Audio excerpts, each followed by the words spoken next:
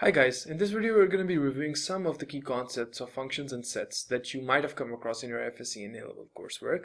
The idea is that these concepts will be later utilized in the future videos to solve limit problems and differential technique problems that will basically be the crux of this course. So let's start with the definition of a set.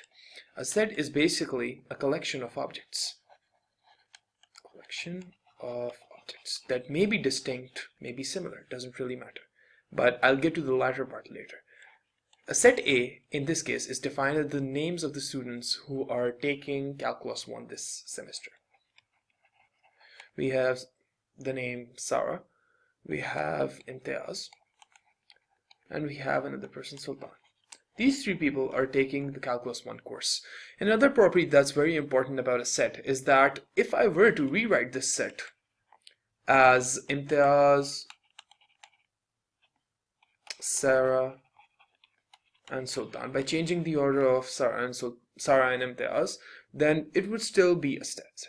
It's still a set because order doesn't necessarily matter. Does not matter. In addition to this, a set does not really need to have any semantic meaning. So for example, I could define set B to be consisting of weird elements. A triangle, the plus operator, I don't know, a banana, the name of the person who's speaking in this video, the place where this video is being shot. This is a set. It doesn't need to have any semantic meaning, but it's still a collection of objects, and the objects need not to be related to each other, right? So this is still a set. A set is basically, as outlined in the above examples, a collection of various objects. Let us now extend this definition to real numbers, the thing we'll be dealing with a lot in Calculus 1. A real number set is represented by the letter R, and it consists of elements that can be represented on the very famous number line. So if I have any number over here that I can represent on the number line, it is a real number. So let's try a few examples. Minus 2.5. I can see very clearly that minus 2.5 would lie between minus 2 and minus 3, right over there, which means it's a real number. Perfect. I have another element over here, which could be something like 4.795. Now I know that it lies between 4 and 5, so this is kind of very simple. It lies between 4 and 5. It doesn't have to be towards this side, but let's just put it there. So this is a real number 2. What about numbers like root of 2? Root of 2 can be approximated. If you put this in your calculator now, you're going to get something like 1.4, so on and so forth, right? So we know it lies somewhere over here. We don't know the exact value because it's an approximation, but it's still a number that lies on the number line, which means it's a real number. What about a number like pi? We know that if we try to find pi, it's going to go on forever because it's an irrational number. Root 2 is the same number.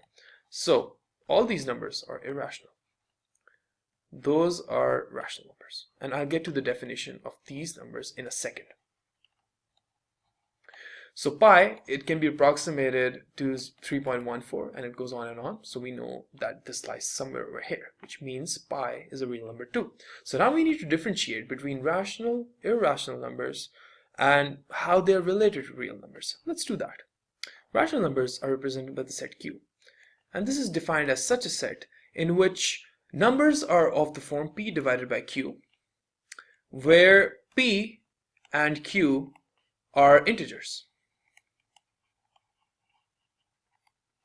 Now, we need to define integers as well in this case, but the definition of integers is pretty simple. It's represented by the letter Z, and it consists of numbers from -1, 0, 1, 2, 3, and so on and so forth. So basically numbers from negative infinity to infinity. Infinity, another number we're going to refer to in a while.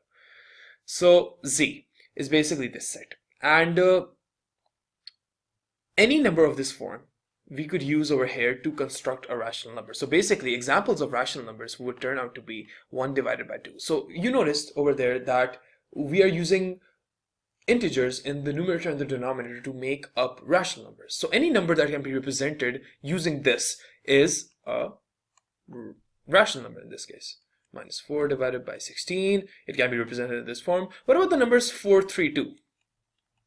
Well, if you think about it, they're being divided by 1, which means they can be represented in the P divided by Q form, which means they are all rational numbers. Another important set would be the set that consists of irrational numbers. Now, it's not really tricky if you think about it. Any set that's not a part of Q, any number that's not a part of Q, has to be irrational. So we would have elements like pi, root 2, and so on and so forth. They would all be in the irrational set. In addition to this, we have a few other sets. They are, well, one example would in this case be the natural number set. That consists of all elements from 1 onwards, and it may go up to infinity.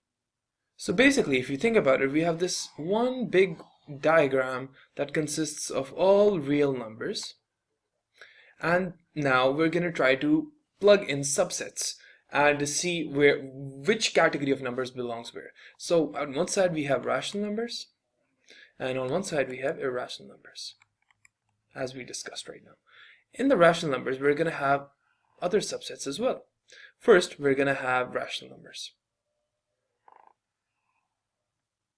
right? And inside that, we're going to have the set of all integers from minus infinity to infinity. And inside that, we're going to have a tiny set that's not so tiny if you think about it, because it's infinite too. This is the set of all natural numbers. So if you think about it, the real numbers are both rational and irrational. The rational numbers consist of integers as well as natural numbers.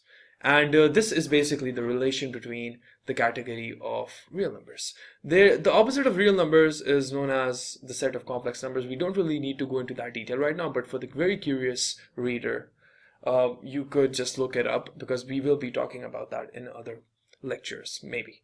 Let's see what we can do about that later. But this concludes this video.